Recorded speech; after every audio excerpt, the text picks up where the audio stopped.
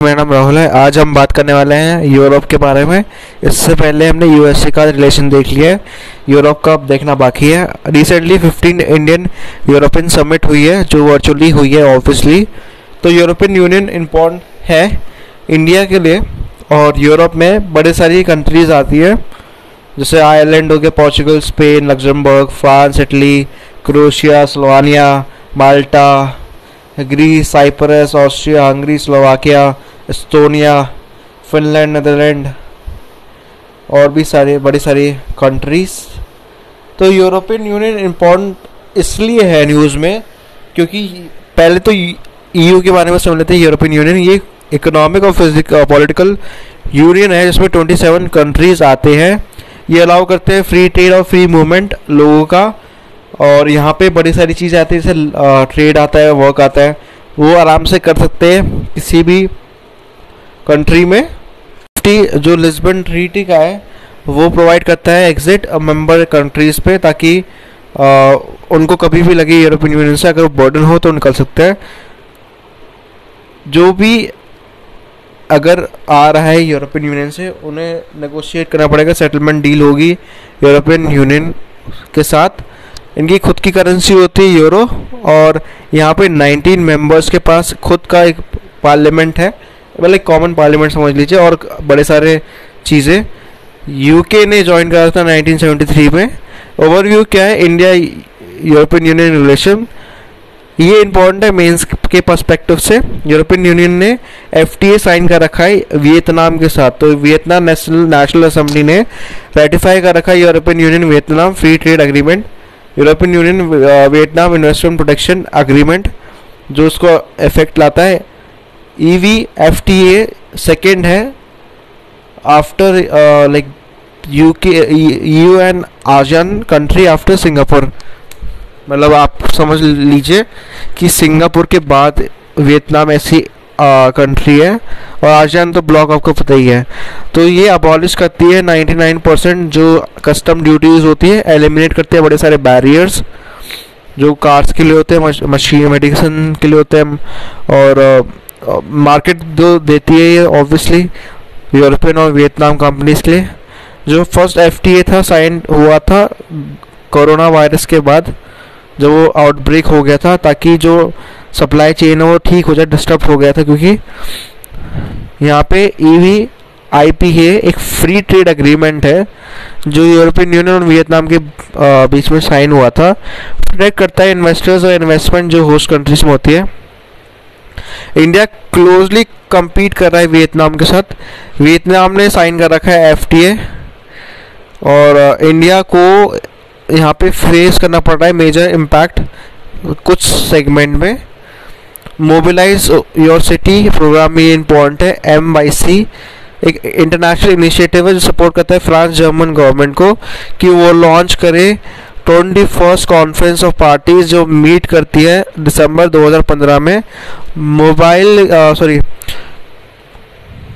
Mobilise your city programme जो India में implement हो रहा है वो ministry of housing and urban affairs और government of India national level पे है।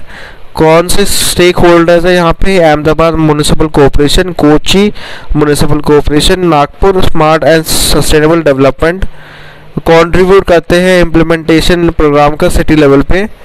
Mobilise your city partnership M करता है, एम्पावर करता है 100 सिटीज़ और 20 कंट्रीज़ को, ताकि वो इम्प्रूव करे अर्बन मोबिलिटी खुद की सिटीज़ के लिए, और डीकार्बनाइज करे ट्रांसपोर्ट, ताकि वो ग्लोबल क्लाइमेट क्राइसिस को फाइट कर सके। ब्रेक्सिट ट्रेड डील क्या है? यूके और यूरोपियन यूनियन अग्री करते हैं कि वो post Brexit free trade deal करेंगे, अग्री करें उस पर। ये जो है ये इम्पोर्टेंट है। EU-UK trade and cooperation agreement ये सील करता है कि यूके इवेंचुअली एग्जिट हो चुका है ब्लॉक से, जिसे ब्रेक्सिट रेफर करा जाता है। ब्रेक्सिट या ब्रिटिश एग्जिट एक प्रोसेस है जहाँ पे विड्रॉ हो रहा है यूके का EU से और यूरोपियन एटॉमिक एनर्जी कम्युनिटी से। फॉलोइंग एक रेफरेंडम 2016 में आया था जिसमें ब्रिटिश पहली ऐसी कंट्री हुई थी जिसने EU को लीव करा 2020 में जनवरी के महीने में, मतलब पिछले साल। जिसमें 11 महीने ट्रांजिशन पीरियड हुआ और उसके साथ साथ विड्रॉ हो गया। यूके और ईयू फाइनली अग्री हो गए कि वो अब डिक्लाइन करेंगे फ्यूचर रिलेशनशिप। तो बैकड्रॉप क्या है इंडिया के पर्सपेक्टिव से भी देख लेते हैं हम।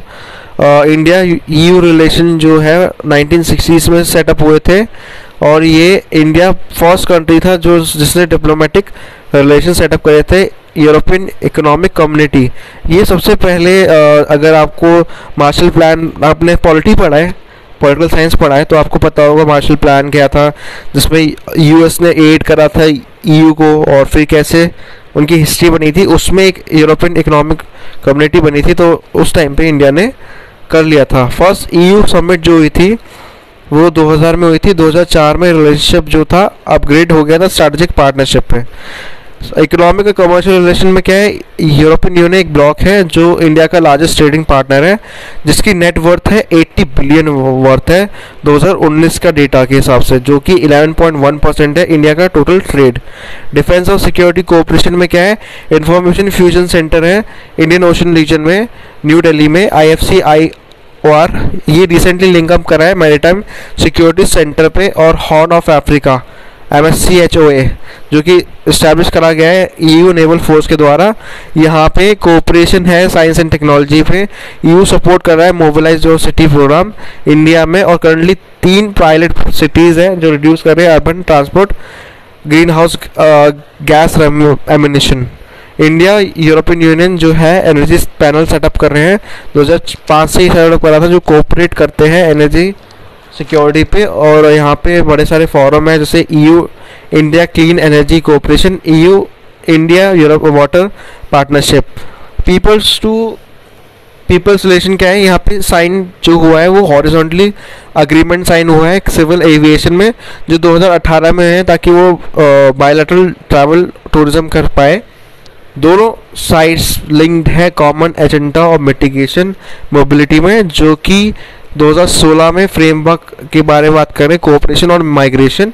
यहाँ पे 50,000 इंडियन स्टूडेंट्स करंटली पढ़ रहे हैं यूरोपियन यूनिवर्सिटीज़ में, जिसमें से बहुत सारे EU एरास्मस मुंडे स्कॉलरशिप प्रोग्राम के अंडर है, जो हायर स्कॉलरशिप के लिए होता है। तो यहाँ पे बस यही है यूरोपियन यूनियन का, और ये वीडियो यही ख़त्म होती है। 5वां टॉपिक ख़त्म हो रहा है इंटरनेशनल रिलेशन का, और आप पूरी प्लेलिस्ट दे सकते हो। तब तक के लिए लाइक शेयर सब्सक्राइब करें चैनल को और पढ़ते रहिए।